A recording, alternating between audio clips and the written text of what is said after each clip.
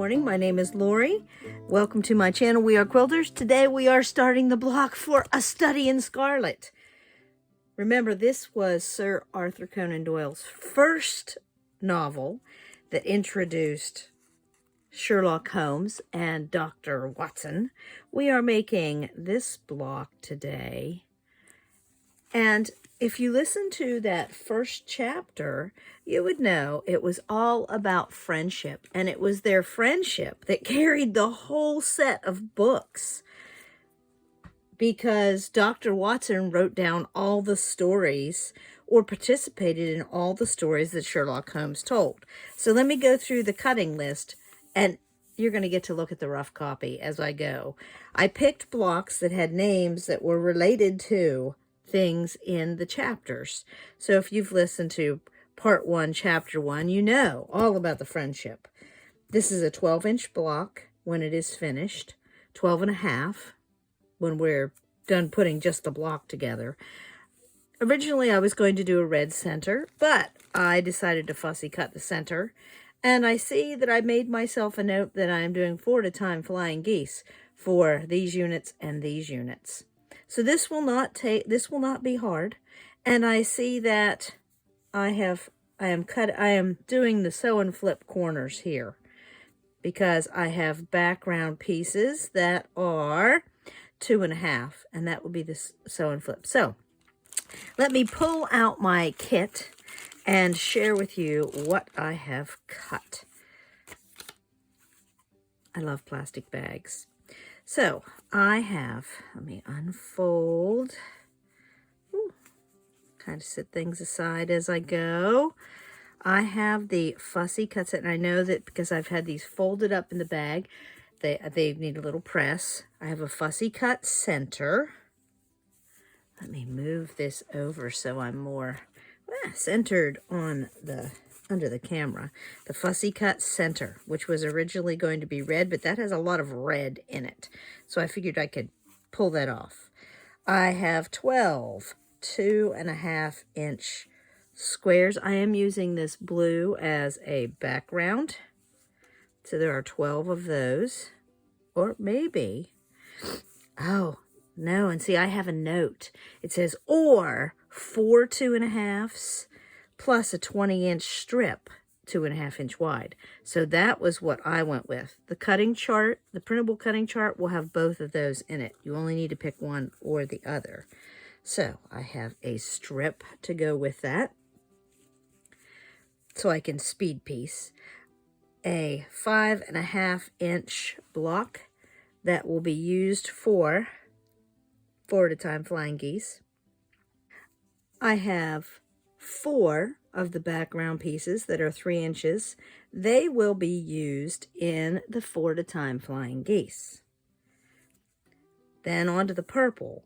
I have 3 of those that will go with the blue for the 4 at a time flying geese. And then I bring in the 5.5 big square, and it will go with these 3-inch background pieces for the other flying geese. So that those two will make up that unit.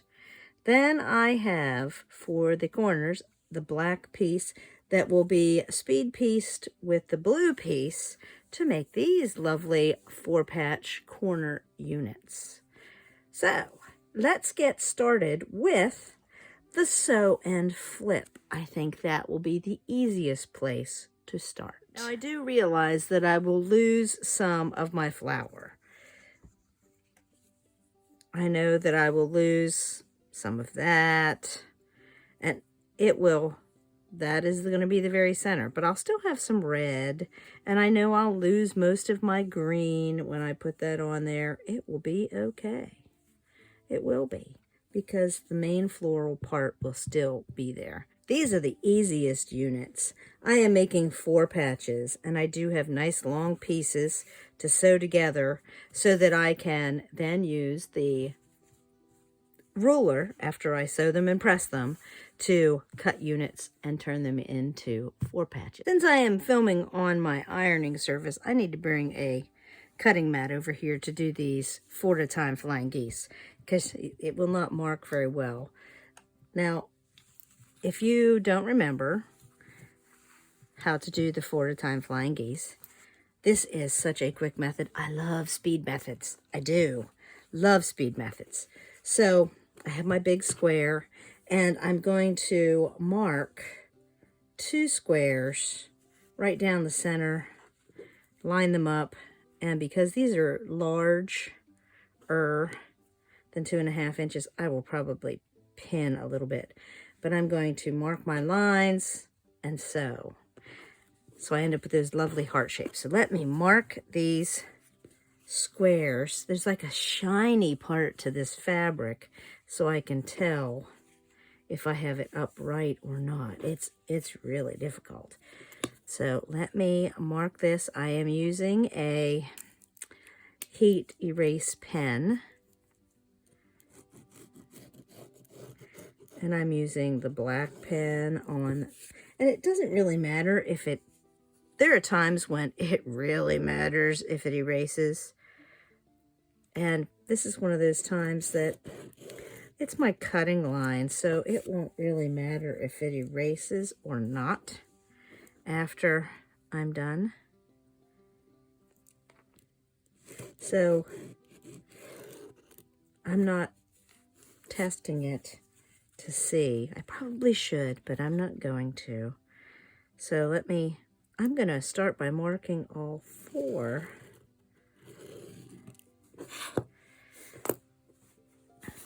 And I'm going to bring my purple over. And I want to clip that little corner. Remember, I used, what block roller did I use? I used my mat, and I clipped that off. I used my mat, and I clipped those 2 center ones off by lining up on one of those little half squares that had the line right across. And I put the corner there. And then I used my rotary cutter and a very small ruler. I'm not even going to use ruler. I'm going to live dangerously. Go along the line, and that cuts that little tiny piece off so that I don't end up with this weird little piece sticking out of the top of my flying geese. That seems to have worked. I never had that problem before. I started talking about it, and then all of a sudden it started cropping up. So maybe I just didn't notice. There is the layout, and I'm going to stick in a few, oops, make sure that's lined up. Stick in a few pins just to get me to the machine.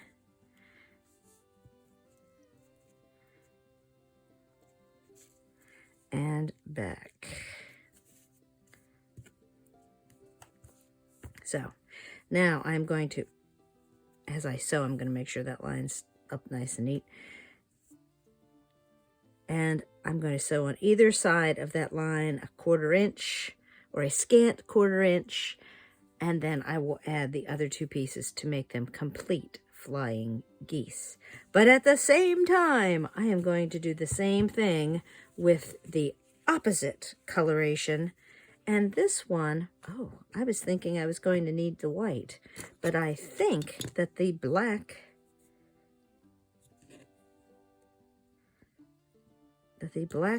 pen will show up. Let's test it and see, because you never know. I don't use that white pen very often. Oh, the black shows up nicely, so I don't even need to worry about that. So let me get the other one set up too, and we will work on both at the same time. I did go ahead and mark the stitch and flips. Now remember, if you're marking the stitch and flips, you sew right on the line. And of course, I'm going to have to sew and get that extra half square bonus triangle. I just can't help myself, because when it's a 2.5 inch block that we're working with, I don't need to waste that much fabric. So let's get started with some sewing. Now, as you saw, I kind of stuffed all the pieces through the sewing machine, and now I have this huge pressing pile.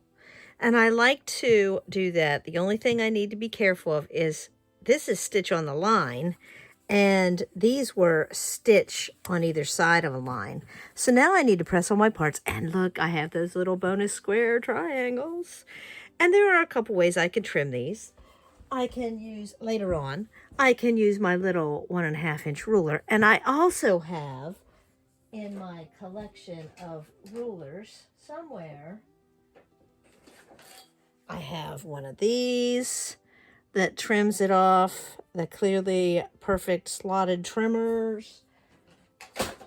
I have a quilt in a day that does triangles up to 6.5 inches, where you lay it on there and you lay it on the sew line and then trim it off. And you can even trim it before you happen to open it up.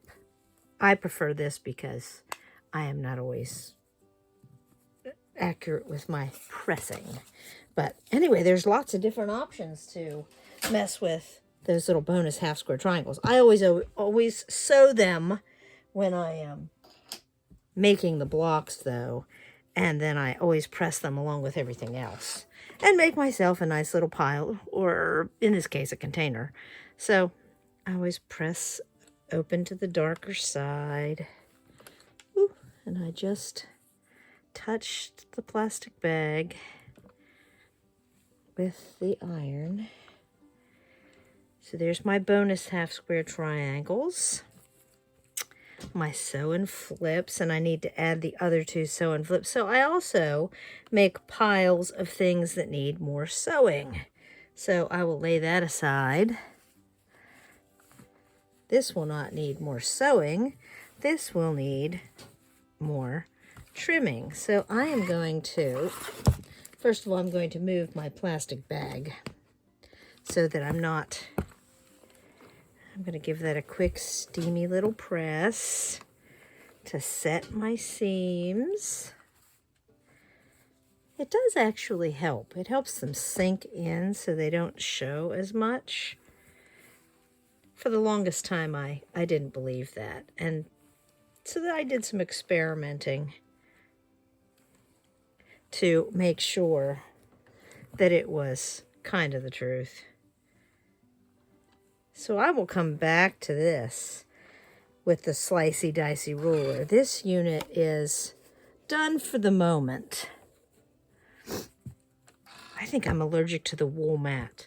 The only time I seem to start to sniffle and sneeze, it's not when I'm playing in the dust, and I know I'm allergic to dust, but it seems to be when I'm standing near the wool mat. And I love this wool mat. It does make pressing so much nicer. So I guess I'll just have to edit out all that sniffling and sneezing that I do. Oh well. Can't have everything. You probably shouldn't have everything anyway, because that would just make you a spoiled brat of a person. So now, let me finish this last one. Now, as I'm finishing this last pressing, I need to add the other, I'm going to put the cutting mat underneath.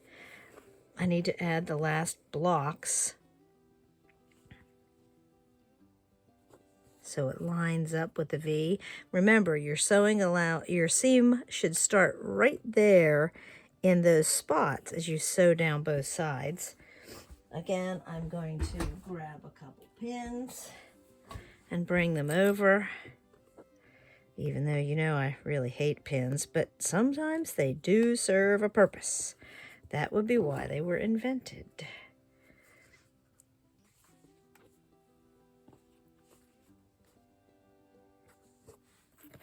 So it really does not take all that long as you are pressing. I still like to call it ironing, even though I know the word iron is not a verb. Yeah, that's true. But I've heard other people that were not from central Pennsylvania and didn't have my grandmother use the word iron as a verb, so it's interchangeable. That's what I'm going with. I hope I'm not sparking a huge controversy.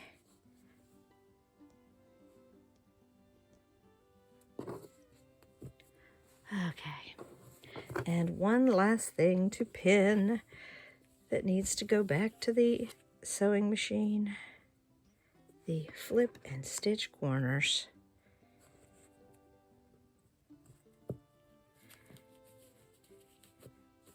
Oh, let me make sure that's straight. And I know that you can see that I got a little bit off on this line. It'll be all right. Even if this pen was a regular pen, it would be in the seam allowance. So it wouldn't show up on your finished block anyway. So let's go back to the sewing machine and get some things. I am going to sew this one first because it has more times through the machine than the other parts. So this is first up in line, and I'm going to speed piece and get things done. Oh, my best intention was to show you all my speed piecing, but the camera decided that no, I was not. So it is now on the charger with me recording this little bit, and that says to me that when the equipment says it's time to go get a cup of coffee, that is exactly what I'm going to do, and I will finish videotaping this as soon as the camera is ready to cooperate. Still waiting for the camera to charge. That's okay. I'm going to enjoy this cup of coffee. My battery is charged. So it is now time to iron or press all of my geese open. And time to trim momentarily. And this will come together very quickly. Very quickly.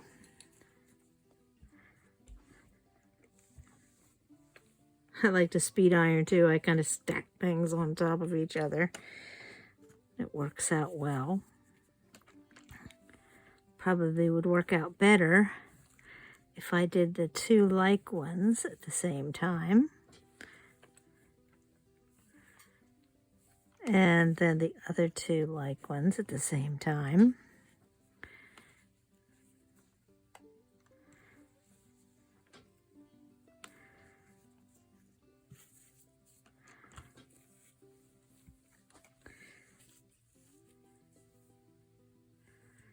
And like I said, you notice that some of the outside pieces have disappeared, but there's still a nice flower there. So that works out well. So now I have all the units that need trimmed. This one should be 4.5, but I will check it. And these need to be 2.5 by 4.5. And I also have the pieces for the 4 patches that need to be cut. So let me get some rulers and cutting implements, and I'll be right back to slicey dicey. I'm going to check, is my center block? Oh, that looks pretty good. Matches that ruler. Sorry about the glare from the light. Nothing I can do about that. So I'm going to set that piece aside. Next up, I am going to trim the parts for the patch. You know, it always helps if you have the rotary cutter. I'm going to use the slicey dicey ruler. It would be just as easy to use a bigger ruler and use the lines, but since I have the slicey dicey ruler, I am going to use it, and that way I can cut. So I'm going to use the line in the middle to make sure it's straight, and that looks parallel to that line, so it's all good. And these need to be 2.5.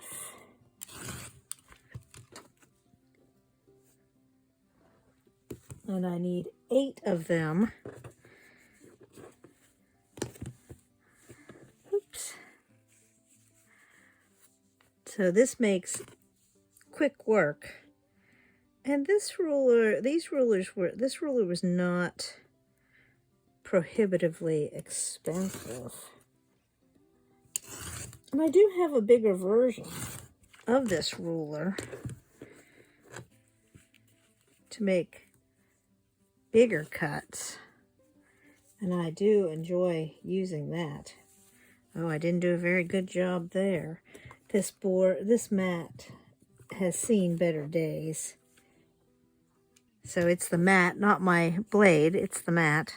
So now those pieces are ready to put into 4 patches. So I'll sit those on a different pile. And now it is time to trim up the 4 at a time half-square triangles. I'm going to grab the whirly twirly mat because it's easier. Now, if I were using a regular ruler, I need to remember I need 1/4 of an inch there. This should be 2.5 inches. So I need to make sure I have my 1/4 inch there, and it's fairly parallel there if I'm going to use this. So I'm not trimming much off there, just a little tiny piece. And then I turn it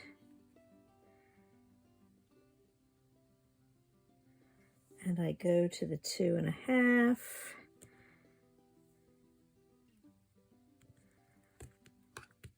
Make sure I have 2.5. Trim it. I get quite a bit there. And then I need to trim it to 4.5. I'm going to, so I don't have to use a specialty ruler, I'm going to use my 4.5 square. And my middle point should line up right there. And it will be perfectly 4.5.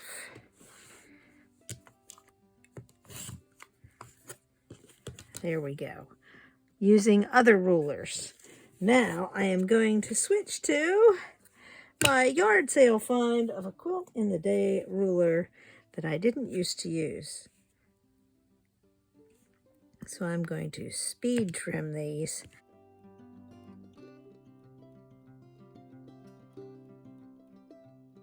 I see that it is the purple goose and then the blue goose, and all 4 are the same except they're turned. So let me lay things out here, and then I will take them to the sewing machine. I'll just use my little cutting board as a way to get them over there. But that makes that unit. And the 4 patch, it doesn't matter which way I sew it as long as they're all the same. And I do them from the same direction.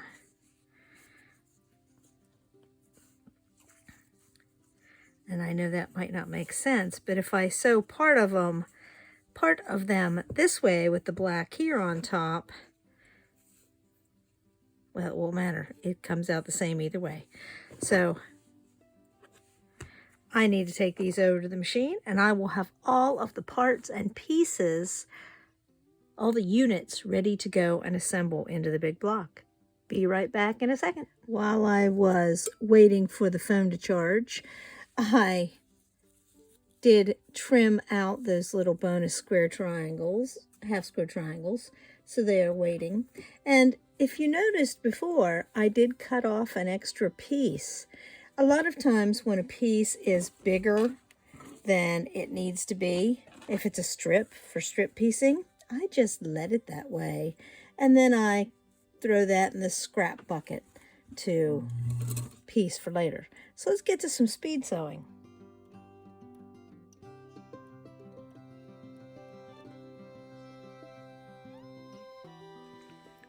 Now I'm pressing the 4 patches to one side or the other.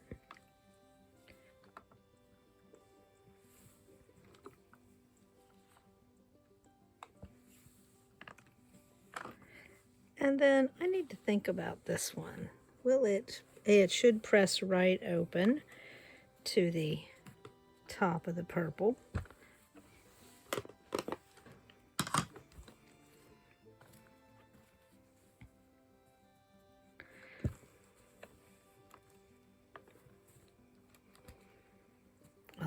has a perfect point.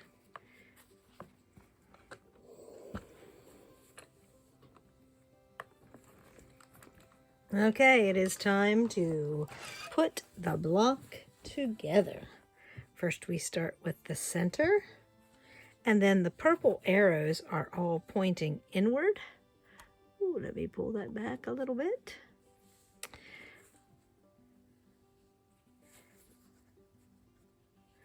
It looks huge compared to some of the little 6-inch blocks I've been making.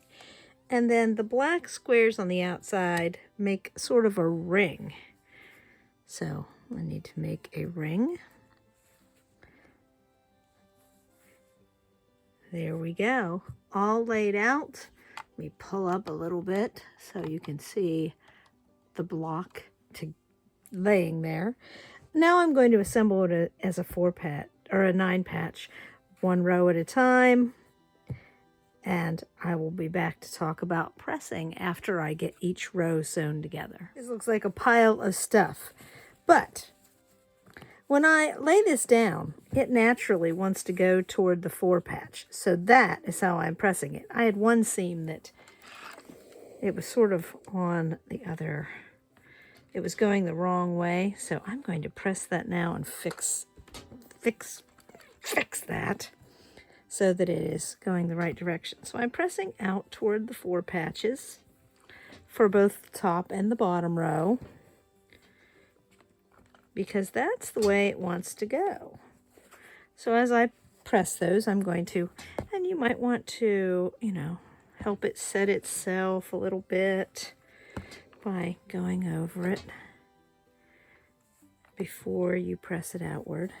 Nice and crisp. Good points, and oh, very nice. Now, this row, we pressed out. Well, all these points come together right here. So we can press inward. If you don't mind the bulk, press toward the middle. If the bulk bothers you, open it up and lay it flat. That is your choice. I think the bulk probably, it's not so bad. It won't be so bad once it's ironed. So I'm just going to press it toward the middle. Sometimes I press toward the outside, but I'm going to press this one toward the middle because the bulk isn't too much. I mean, I can lay my finger on it and it's fine. So that way those seams all nest and I don't have to fight with those points and get it going both directions. So let me put my 3 rows together. Whoops. Let me put my 3 rows together, and this block will be finished. And we will have finished our first step. I'll be right back. Again, you are going to run into, when I'm pressing the 2 rows, normally I wait till I'm completely finished. But I'm going to run into that same thing right here with the points. So I am going to press toward the center. So I'm going to put the center on top, give it a little warm up, because it makes it press a little easier actually. And then I'm going to fold it over. Like I said, if it bothers you that there's a little bit of bulk there, then press it open. Use whatever way you want to press. Open does take more work. And like I said, it's not too bad with all those layers there. Let me get the last big reveal. Let me warm up that seam a little bit. And I'm going to put the center on the top because I'm pressing toward the center.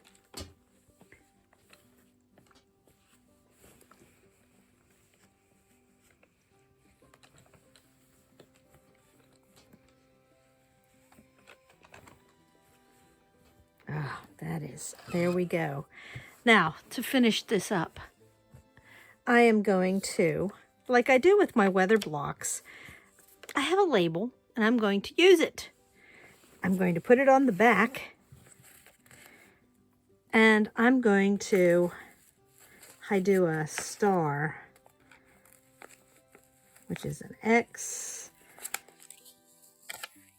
and I just use whatever color thread. I'm working on using up this little spool of blue. It's not special, it's just a light blue thread. Needs used up. And when I flip it over, there's the top of the block. This serves a couple purposes. One, I know which block it is without having to, I don't have to go back through my whole book to find it. And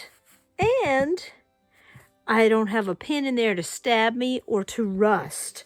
We are going to be at this one for a while. I've had too many experiences where pins rust, or I buy something at a yard sale and I get it home and I find a pin and it's rusty and nasty and it has ruined a spot on the fabric. So I don't like to pin my label on, but there it is, all done. The first friendship block of A Study in Scarlet. I hope you've enjoyed making this block. It was much easier than some of those ones on the patriotic quilt. I learned my lesson with those. So I hope you had a good time, and I will see you on Friday for Blabfest Friday. Have a great day. Thank you for watching. Please like and subscribe to help my channel grow.